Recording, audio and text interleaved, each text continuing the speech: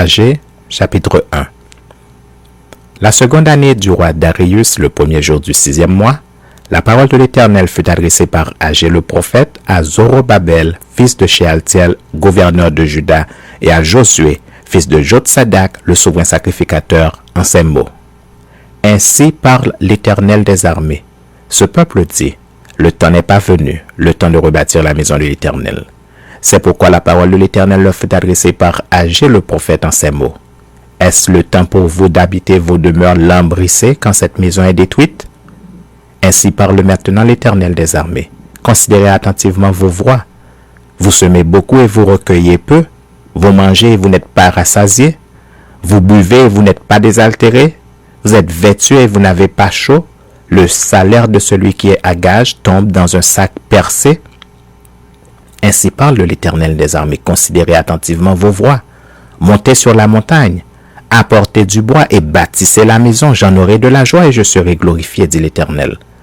Vous comptiez sur beaucoup et voici vous avez eu peu. Vous l'avez rentré chez vous, mais j'ai soufflé dessus. Pourquoi? Dit l'Éternel des armées. À cause de ma maison qui est détruite. Tandis que vous vous empressez chacun pour sa maison, c'est pourquoi les cieux vous ont refusé la rosée et la terre a refusé ses produits. J'ai appelé la sécheresse sur le pays, sur les montagnes, sur le blé, sur le mou, sur l'huile, sur ce que la terre peut rapporter, sur les hommes et sur les bêtes, et sur tout le travail des mains.